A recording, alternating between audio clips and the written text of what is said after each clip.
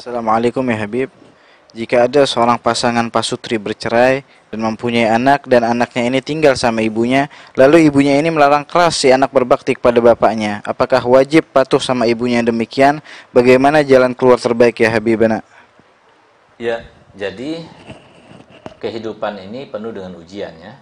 Sebagaimana jelaskan pada sesi-sesi sebelumnya, ujian kita itu datangnya bermacam-macam, beraneka ragam, bukan cuma satu macam. Ada yang ujiannya dari orang tuanya, ada yang ujiannya dari anaknya, ada yang ujiannya dari suami atau istrinya, ada yang ujiannya dari ekonomi atau kesehatannya, ada yang ujiannya dari segi kekurangan yang ada di badannya atau di fisik atau psikisnya. Jadi semua ada gitu loh. Semua diuji.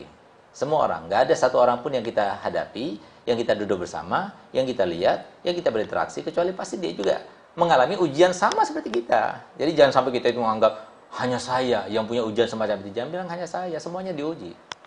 Allah Ta'ala telah memastikan hal itu dalam Al-Quran. Laqad khalaqnal insana fi kabad. Kami ciptakan manusia selalu dalam kesusahan. Kenapa susah? Ujian. Kenapa susah? Cobaan. Kenapa susah? Karena berproblema. Nah, maka supaya kita tidak susah bagaimana? Ya belajar ilmu. Nah, gitu. Nah, oleh karena itu, maka ketika tadi sudah jelaskan ya, di antara efek atau bahaya daripada perceraian antara suami istri itu nanti adanya pendidikan yang tidak baik terhadap anak. Sehingga biasanya kalau anak-anak itu dari orang tua yang cerai, itu biasanya kalau tidak mendidik baik-baik atau tidak dimondokkan dan sebagainya, itu sulit untuk terdidik dengan baik itu. Karena dari satu sisi ayah kita perlukan pendidikan, dari sisi ibu kita perlukan kasih sayang. Ketika keduanya itu ada, saling melengkapi antara keduanya. Tapi ketika salah satunya tidak ada, maka tidak ada yang bisa melengkapi, sehingga menjadi oleng dia. Itu sebab utamanya itu seperti itu. Nah, oleh karena itu maka seharusnya orang tua itu tahu diri. Sebagaimana orang tua itu ketika anak itu sakit, mereka itu mau rela berkorban untuk jangan anaknya sakit, saya yang sakit, orang tua yang sakit. Nah, itu adalah setiap orang tua seperti itu, sehingga jasanya tidak bisa dibalas sepanjang masa, ya kan? Nah, sebagaimana itu yang dirasakan, terus itu yang harusnya dirasakan sampai dia meninggal dunia. Jadi artinya apa? Dia berkorban demi anaknya. Anaknya itu tidak akan bahagia kecuali harus mendapatkan ridho daripada keduanya. Kalau sudah dapat ridho keduanya, dia akan bahagia. Yang untung siapa? Yang untung ibunya, yang untung bapaknya. Tapi kalau ibunya ini kemudian membisiki, ya, memberikan pemahaman yang salah kepada anak itu, dibilang mana abahnya, meninggal sudah, kecelakaan, tenggelam di laut dan sebagainya. Nah, itu kan bukan suatu didikan yang baik kepada anak itu, sehingga dia itu tidak bisa berbakti kepada orang tuanya. Padahal orang tua laki maupun perempuan itu dua-duanya harus sama-sama didapatkan untuk mendapatkan kehidupan yang bahagia, untuk mendapatkan keridho orang tua. Ingat ya, sekali lagi hadisnya Nabi itu berbunyi begini. Ridallah fi ridal walidain, enggak ada. Ridallah fi ridal walidah, enggak ada. Ridallah fi ridal walid, enggak ada. Ridallah fi ridal ab, ridallah fi ridal enggak ada, dua-duanya. Jadi, karena kita tahu bahwasanya keridhaan Allah itu terletak pada keridhaan kedua-duanya, kita harus berjuang. Anak itu harus berjuang. Bagaimana caranya supaya dapat keridhaan keduanya? Ketika ibunya dalam keadaan marah misalnya kepada ayahnya yang telah menceraikannya, maka dia itu ketika dia itu membicarakan ayahnya, udah diam. Kalau bisa dia itu menutupinya, ya, mengobatinya supaya tidak benci pada orang lain karena itu berbahaya kepada hatinya, lakukan. Kalau tidak bisa sehingga memantik marahnya, ya udah diam saja. Dia ngomong apa, diam saja. Nanti datang ke ayahnya, enggak usah bilang datang kepada ibunya.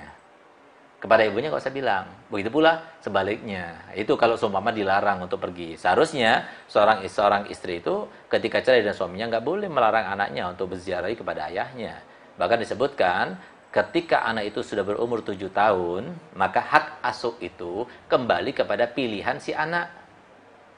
Kalau anak memilih ayah, maka ayahnya nggak boleh melarang ibunya untuk datang kepadanya. Ya, tapi kalau anak itu memilih ibunya, maka siang hari harus serahkan pada ayahnya untuk dididik. Itu seperti itu. Ketentuan dalam agama Islam itu. Bukan malah yang satu mencegah, yang satu ini sampai menggugat dan sebagainya. Ikuti ajaran Allah Ta'ala. Allah yang lebih tahu dengan komponen manusia, dengan keadaan manusia. Karena Allah menciptakan. Allah pula yang tahu dengan solusinya. Kalau sudah terjadi seperti macam ini, berarti dia itu secara tidak langsung menjerumuskan anaknya ke dalam kesengsaraan hidup. Itu yang terjadi. Jadi fahami benar-benar, camkan baik-baik. Ya, kalau kita ingin bertanya, siapa orang bahagia?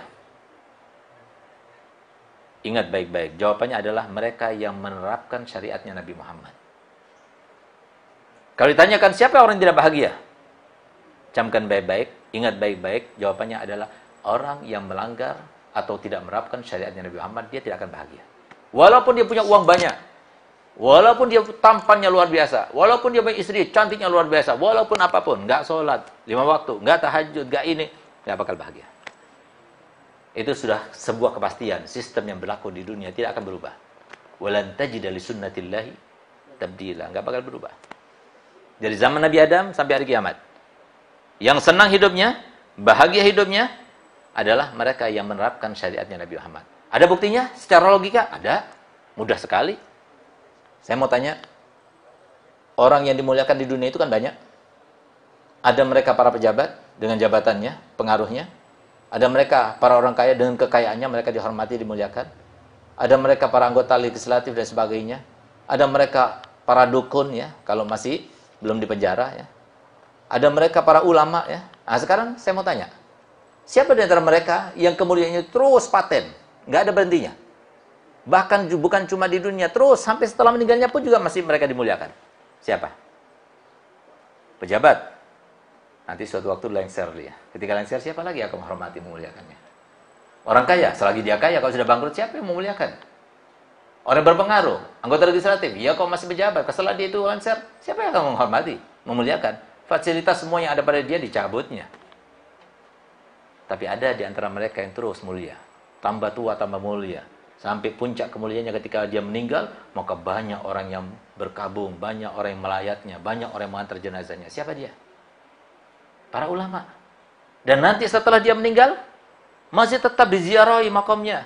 Ditahlili, dihauli oleh murid-muridnya, di mana-mana diingat, dibuat peringatan dan sebagainya. Siapa dia? Orang alim. Kenapa orang alim? Karena tampannya mereka. Banyak orang alim gak tampan wajahnya. Karena kekayaan mereka banyak orang alim nggak kaya. Kenapa?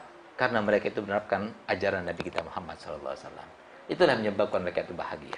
Sehingga mereka dalam keadaan yang sulit, dalam keadaan yang susah, dalam keadaan sedih, dalam keadaan sengsara, tapi mereka merasa bahagia. Kenapa? Mereka tahu dengan ilmu Nabi Muhammad bahwasanya ini merupakan sebuah ketentuan daripada Allah Ta'ala yang ingin, maksudnya Allah Ta'ala dengan ketentuan yang tidak mengenakan ini, mengangkat derajatnya, menghapuskan dosa-dosanya. Apakah dia tidak senang dengan kebahagiaan karunia seperti itu dari Allah Ta'ala?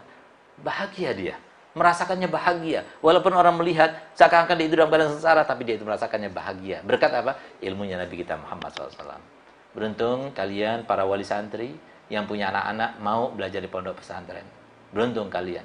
Kenapa? Kalian berarti orang tua yang bakal nantinya mempunyai anak-anak yang berbakti kepada kalian. Dan akan menjadi jariah untuk kalian.